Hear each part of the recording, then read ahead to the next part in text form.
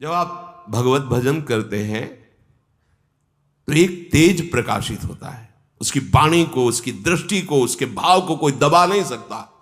शौर्य और धैर्य, बड़े से बड़ा विषय भी उसको विचलित नहीं कर सकता। ये दो पहिए हैं इस रथ के। सबसे बड़ा धैर्य जो रसेंद्री और जनेंद्री को काबू में कर ले, वही धीरजवान कहा जाता है, वही धैर्यवान कहा जाता है।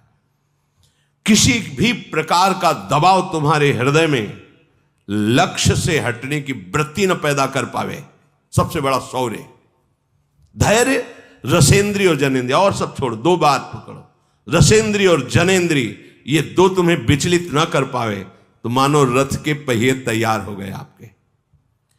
किसी भी संबंध का, किसी भी पद का, किसी भी दुख सुख का प्रभाव ऐसा तुम्हारे हृदय में ना पड़े कि तुम अपने आराध्य देव से हट जाओ, और रसेंद्री जनेंद्री के भोग तुम्हें विचलित न करें।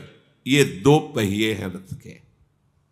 सत्य और सदाचार, ये रथ में जो ध्वजा फहराता है उसका डंडा और ध्वजा है। आपके आचरण पवित्र होने चाहिए।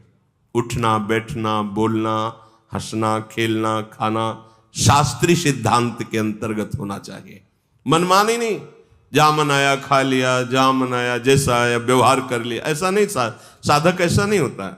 परमार्थ का योद्धा ऐसा नहीं होता। हर कदम सावधानी से, तस्मात् शास्त्रम प्रमाणम कार्याकार्यो व्यवस्थित हो, क्या व्यवहार करना चाहिए, क्या नहीं करना चाहिए, यह शास्त्र प्रमाणित होना चाहिए। और सत्य, सत्यशील अर्थात सत्य और आचरण पवित्र, ये मानो हुआ रथ का वो दंड और ध्वजा। बल, ये भगवत बल होता है। कैसे चल पाएंगे, पूरा जीवन है, हमें तो लगता है कहीं हम गिर ना जाएं, बड़ा कठिन दिखाई दे रहा है, तो आप चलने की बात सोच रहे हैं इसलिए। अगर आप नाव में बैठे हैं तो आपको क्या परेशानी है। आचार्य गुरु के चरणों का आश्रय लेकर भगवद आश्रितात्म समर्पण किया हुआ, ये बात ही नहीं उठती कि मैं गिर न जाऊं, मैं कहीं ना चल पाऊं, मुझे लगता है मैं चल नहीं पाऊंगा। ये निर्बलता उसके हृदय में होती है जो अहम से चलना चाहता है। अपने को चलना क्या है, गोद में बैठे हैं अपने गुरु के, अपने आचार्य के प्रताप में, अपने इष्ट देव की कृपा में बैठे। हम कोई चल रहे हैं क्या, यहां तक हम चल के आए हैं क्या, गोद में उठा के लाए प्रभु, ऐसे करुणा करके। नहीं तो इतनी फांसियां, इतनी जंजीरें बंधी हुई थी मोह ममता शक्ति की कि काटना मुश्किल है। हमें तो गोद में उठा के लाया गया, अपने सब उसी में है, देख लो। तो ये बल होना चाहिए। मेरे प्रभु है ना, मेरे गुरुदेव है ना, मेरे बल से वृंदावन, ये कभी निर्बलता नहीं। माना हम दोषी हैं, हमारे अंदर विकार हैं, हम वैसे भी किसी कार्य के नहीं हैं, परमार्थ की बात क्या, तो मेरे प्रभु का बल मुझे खींच रहा है, वो मुझे बढ़ा रहा है। अब मुझे क्या प्रश्न करना, मैं चल पाऊंगा कि नहीं चल पाऊंगा। तुम चल के आए हो यहां तक, तो फिर तुम बहुत बड़े तपस्वी, सत्यवेत्ता, निर्विकार थे, जो तुम्हें पसंद किया प्रभु ने। अरे हमें पसंद किया, किसी योग्य नहीं थे इसलिए। अब हमको अपनी योग्यता थोड़ी दर्शानी है, तो आपके हैं प्रभु, आप देखो। यह है परमार्थ के पथिक का बल और विवेक। इस बात पर रखना, मेरे प्रभु है ना, वो सब संभाल लेंगे। दम, इंद्रियों का वश होना, ये इस रथ के घोड़े हैं। बल, विवेक और दम, परोपकार की भावना, ये चार प्रबल घोड़े हैं जो हमें विजय दिलाते हैं। बड़ी तेजी से परमार्थ यात्रा में ये चलते हैं। क्षमा और दया, समता रूपी डोरी से रथ में जोड़े हुए हैं। हर घोड़े को जो लगाम के द्वारा खींचा जाता है, क्षमा, इस मार्ग के पथिक को क्षमा रूपी डोरी से इन घोड़ों को बांधना है। कोई अपराध, भगवान तुम्हारा मंगल करे। दया, दूसरों को सुख देने की भावना, परोपकार। बढ़िया घोड़े तैयार, सत, बल, विवेक, दम और परोपकार रूपी घोड़े। ध्वजा तैयार, पहिए तैयार, अब हमें सारथी चाहिए। खास बात इस युद्ध में सारथी की है। युद्ध में अगर सारथी ठीक नहीं हुआ तो सब ठीक होने पर भी वो गलत दिशा में ले जाए तो बैरी मार सकता है। सारथी प्रवीण होना चाहिए। तो इस रथ में परमार्थ के पथिक का सारथी कौन है? ईस भजनु सारथी सुजाना, बिरति चर्म संतोष कृपाना। अपने आराध्य देव का अंतर रहित निरंतर चिंतन, ये चतुर सारथी है, विजय दिलाने वाला। बस सारा का सारा इस युद्ध में मार्ग में चलने वाले पथिक का जो मंगलमय विधान है, विजय श्री, वो सारथी के ऊपर टिका होता है। सारथी कौन है हमारा? ईश भजन सारथी सुजाना, बहुत ही जानकार, युद्ध में विजय दिलाने वाला। आए हुए हर अस्त्र शस्त्र से रथी को बचाना, यह सारथी का कार्य होता है। ऐसी पद्धति से रथ चला देना कि अस्त्र निष्फल हो गया, सामने वाले ने प्रहार किया, सारथी ने रथी को बचा लिया। कौन है? ईश भजन, अपने आराध्य देव को। राधा वल्लभ सिंह हरिवंश, राधा राधा राधा, ये हमारा सारथी है। गलत जगह ले नहीं जाएगा और गलत प्रहार करने वाले से हमको बचा लेगा, बिल्कुल पक्का। ईश भजन सारथी, ये अमृत में बात है। ईश भजन, देखो थोड़ा रथ कमजोर भी हो ना और सारथी चतुर हो, बहुत सावधानी से रथ को निकाल लेगा। रथ बढ़िया है और सारथी कमजोर है, कहीं भिड़ा देगा, बढ़िया से बढ़िया रथ भी चकनाचूर हो जाएगा। सारथी सुजान चाहिए। ईश भजन सारथी सुजाना। अब सारथी हो गया। अब बचाव पक्ष में जैसे कोई तलवार बाण चला तो ढाल के द्वारा बचाया जाता है, वो है बिरति चर्म, वैराग्य, किसी से अपनापन न रखना। और संतोष कृपाना, हमारे ऊपर वार करने वाले को जो नाश करने का कार्य है वो संतोष करता है। संतोष है भारी तलवार, हर परिस्थिति में हम राजी हैं उसी में जिसमें तेरी रजा। अरे महापुरुषों को अद्भुत अद्भुत निष्ठा, संतोष हर परिस्थिति में। ये तलवार है, हर पीड़ा को काट देगी, हर प्रहार को निष्फल कर देगी।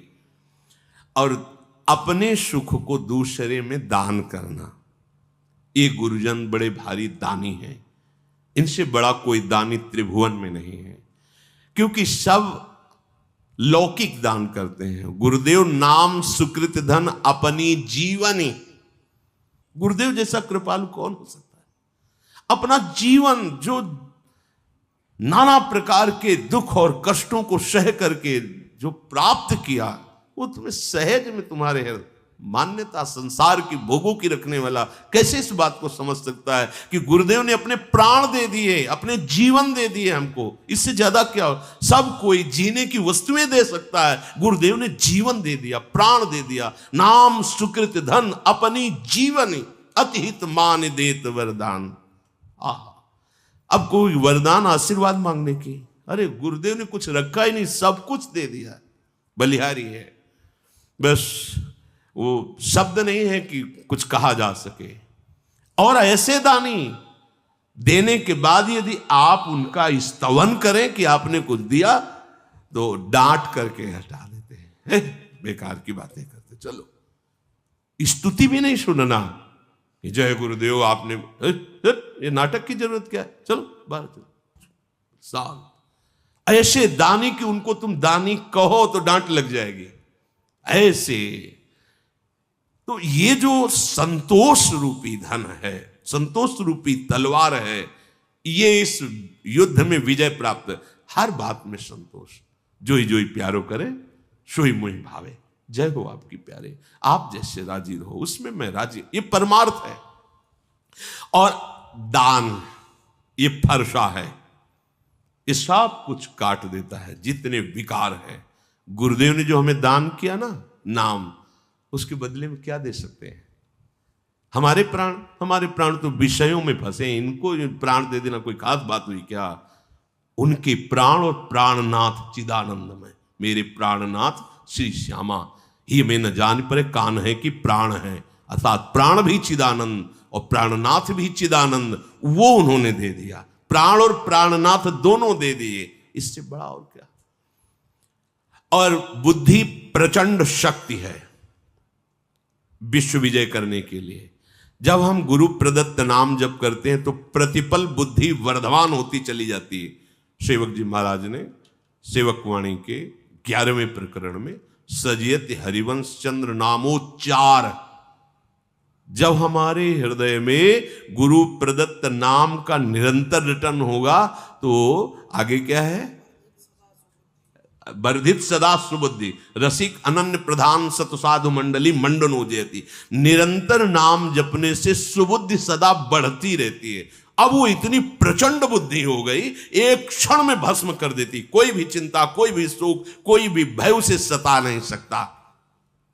अब अनुभव रूपी धनुष प्रकट हुआ और निर्मल पाप रहित अचल स्थित दृढ़ ये तर्कस प्रकट हुआ और मन का वशीभूत हो जाना, अहिंसा, नियमों का दृढ़ता पूर्वक पालन करना, ये उसमें बाण है।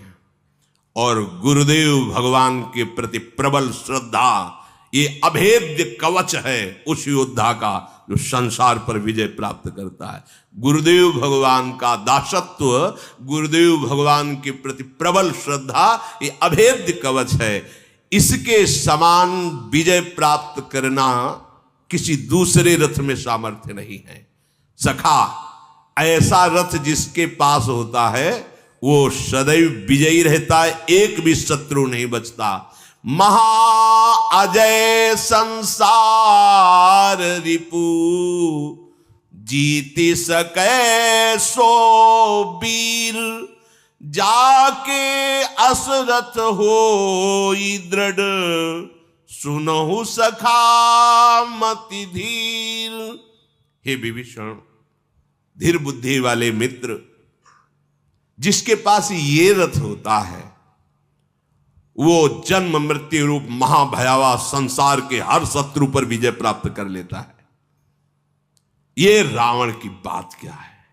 हर शत्रु पर बड़ा विजयी बनता है रावण, लेकिन काम से तो परास्त है, क्रोध से तो परास्त है, मोह से तो परास्त है, ईर्ष्या से परास्त है, द्वेष से परास्त है।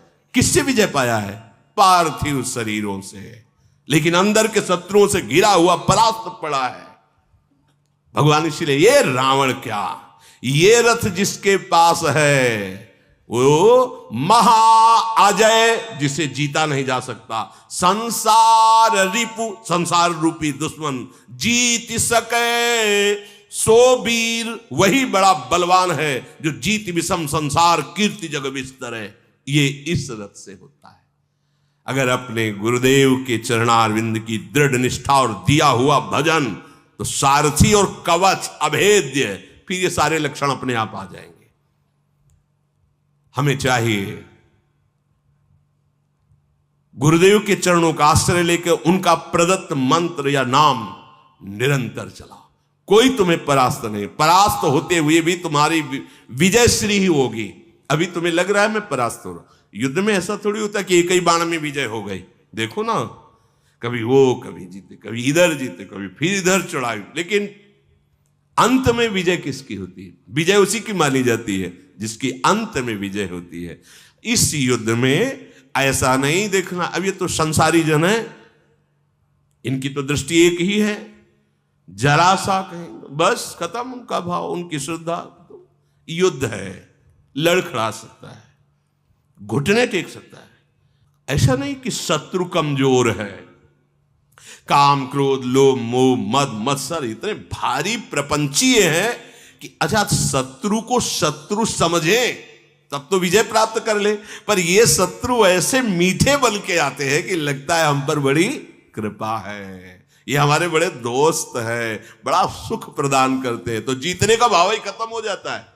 वो दुश्मन दुश्मन नजर नहीं आएगा, ऐसी प्रचंड माया है। क्यों ऐसा हुआ? सारथी ढुलमुल है।